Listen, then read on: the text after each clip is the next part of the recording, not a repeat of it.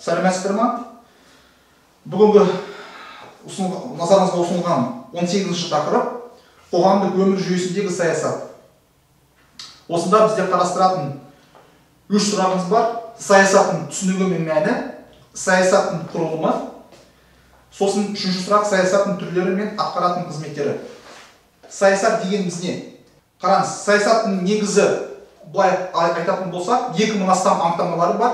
Қазір оны бәрі біз қарастырсақ, бізде 15 минуттай жетпейді. Енді осының ішінде ең маңызды анықтамаларға көңіл аударайық. Қараңыз, енді саясаттың түсінігі мен табиғаты бірінші сұрақ.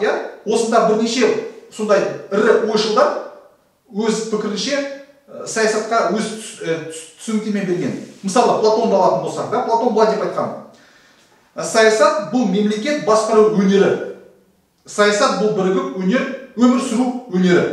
Қараңыз, мысалы, егер адамның қолына мысалы келетін болса, ол басқара алады. Осында уже мысалы жоғары білімі бар ма, жоқ па, әсер етпейді. Мысалы, Шыңғысханды алатын болсақ, ешқандай жоғары білімі болмаған. Бірақ та басқарған, қандай империяны басқарған. Сосын Аристотель былай деп айтқан: саясат адамдар қарым-қатынасының жоғары формасы. Ол да дұрыс. Өйткені айтамыз ғой, мемлекет болсын, өркениет болсын, мысалы, ол негізі жасанды түрде, оны ойлап тапқан адамдар бір-бірімен келісіп ойлап тапқан, құрастырған. Сосын Джон Лок былай деп айтқан: саясат адам құқықтарын қорғауға бағытталған әрекет. Макс Вебердің айтуынша былай: саясат бұл билікті жаулап алуға, оны ұстап тұруға бағытталған әрекет. Ол да дұрыс. Қараңыз, өйткені мысалы саясаттанда ең маңызды орын алатын, ең маңызды проблема ол билік. Бүкіл қандай да қарым-қатынас болмасын, қандай да өзгеріс, мысалы тіршілік, ол бәрібір билікке әкеледі. Билік үшін күресу бір-бірімен, билікке келу, билікті ұстау, билікті жүргізу, билікті сақтау. Сосын Парсонс былай деп мынандай анықтама берді саясатқа: саясат ұжымдық мақсаттарға қол жеткізу бойынша әрекет. Ол да дұрыс. Сосын Хелд былай деп айтқан: саясат адам мүмкіндіктерін жүзеге асыру үшін күрес. Енді француз ойшылы Раймон Арон бойынша саясаттың түсінігі мынандай: мысалы, 3-ке бөлінеді: әрекет бағдарламасы, сосын қоғамдық өмір саласы, сосын қоғамдастықтағы билік құрылымы. Деркен саясаттың келесі өлшемдерін көрсеткен тағы да бір ойшыл. Ол былай деп айтқан: басқару, өйткені басқару болмаса да ешқандай тәртіп болмайды. Айтамыз ғой, анархия, тәртіпсіздік болады. Сол үшін басқару керек ол. Өйткені ол тәртіпке келтіреді адамдардың өмірін, бәрін. Сосын стратегия. Сол саясатты қалай, не арқылы, қандай жолмен жүргізу керек деген сияқты. Айтамыз ғой, тактика, стратегия. Сосын құндылықты пайымдау. Сосын Хейвудтың саясат туралы ойлары: мемлекетті басқару өнері.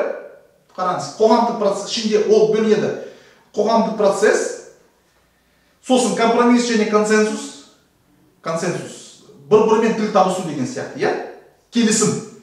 Компромисс ол да мысалы бір-біріне жеңілдік жасау деген сияқты. Сосын билік және ресурстарды тарату. Сосын саясат түсінігі. Қараңыз, саясат түсінігі осында былай: саясат әлеміне келетін болсақ, оның бірнеше түсініктері бар. Қараңыз, былай деп: билік үшін әртүрлі топтардың күресі. Вот жаңағыда мен айттым, адам болсын, топтар болсын, мысалы тақтар болсын, олар бір-бірімен билік үшін күреседі. Сосын мүдделерді реттеу және оларды қоғамның тұтастығын сақтау үшін келістіру. Ол да дұрыс, мысалы ешқандай айтамыз ғой, сепаратизм, бөлініп шығу деген, қазір мындай проблемалар бар ғой, әлем бойынша. Ол болмасын деп, осында акцент қоғамның тұтастығын сақтау.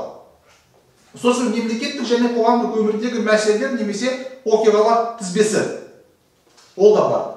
Сосын қатысушылардың билік бойынша қарым-қатынасы. Ары қарай адамдардың өз мүдделерін жүзеге асыру бойынша тәжірибелік әрекеттері. Сосын мемлекеттік істерге қатысу әртүрлі саяси күштердің билікке ықпалы. Ол бәрі саясаттың түсініктері. Адам болсын, топ болсын, партия болсын, олар билікке ықпал жасайды. Мысалы, билік басындағылар олар тыңдап, сосын өз стратегиялар өзгертеді. Адамдардың өз мүдделерін жүзеге асыру бойынша тәжірибелік әрекеттері. Ондай да бар. Сосын мемлекеттік және қоғамдық өмірдегі мәселелер немесе оқиғалар тізбесі. Сосын мүдделерді реттеу және оларды қоғамның тұтастығын сақтау үшін келістіру. Қатысушылардың билік бойынша қарым-қатынасы. Онсыз болмайды. Айтамыз ғой, дипломатия. Дипломатиялық қарым-қатынастар. Кездесулер деген сияқты, билік үшін әртүрлі топтардың күресі. Айтамыз ғой, ереуіл, митинг деген да, немесе анау демонстрация деген сияқты, ондай да бар. Сосын саясаттың құрылымы. Екінші сұрақ, саясаттың құрылымы. Осында былай дейді, ол бірнеше құрылымнан тұрады. Саяси мүдде. Саяси мүдде дегеніміз саяси мінез құлықтың саналы негізі. Сосын саяси ұйым. Биліктің басқару орталығы ретінде ұйымдастыру түрі. Сосын саяси сана. Саясатқа саналы қарым-қатынас және ықпал ету дейді. Саяси әрекет. Әлеуметтік белсенділіктің түрі. Саяси қарым-қатынас. Субъектілер мен объектілердің тұрақты өзара байланысы. Саясаттың субъектілері. Саясаттың субъектілері осында өлшемдер бойынша ол әлеуметтік пен институционалдыққа бөлінеді.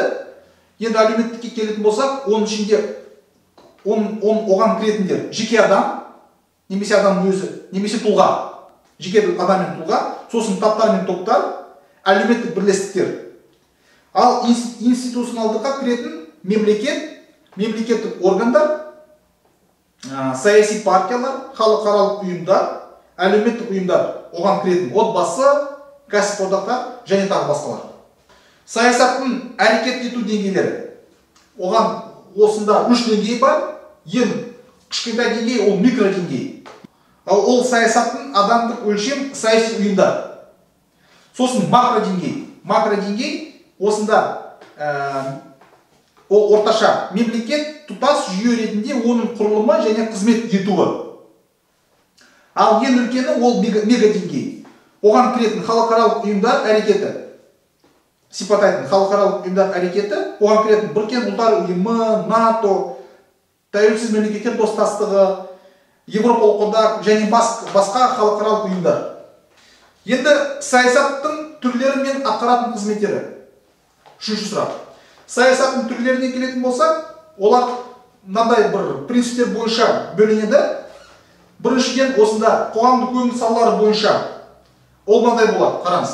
Экономикалық, әлеуметтік, ұлттық, әскери, мәдени және тағы басқалар. Вот қандай сала бар, әр салада өзінің саясаты болады. Демографиялық саясат, діни саясат, әскери саясат, ары қарай кете береді. Сосын деңгей бойынша ол былай дейді. Жергілікті, аймақтық, мемлекеттік, халықаралық, ғаламдық. Сосын мерзімі бойынша ол стратегиялық, немесе ұзақ мерзімді және тактикалық, немесе ағымдағы. Сосын мемлекеттің қызметтері бойынша ол былай дейді. Ішкі және сыртқы саясат. Мысалы, ішкі ол ішінде, мемлекеттің ішіндегі саясат, сыртқы саясат ол басқа мемлекеттермен қарым-қатынас жасау деген сияқты. Саясаттың атқаратын қызметтері оған кіретін. Қараңыз, біріншіден қоғамның мақсаттарын анықтау. Онсыз болмайды, өйткені мақсат болу керек бәрібір. Сосын қоғамдағы әртүрлі топтардың мүддесін білдіру. Қандай да топ болмасын, оның да мүддесін білдіру керек. Қараңыз, мысалы, атқару керек деген сияқты, олардың проблемаларын шешу керек. Шешуге тырысу керек деген сияқты. Сосын қоғамның тұтастығын және тұрақтылығын қамтамасыз ету. Ол да актуалды қызмет. Сосын қоғам өмірін басқару.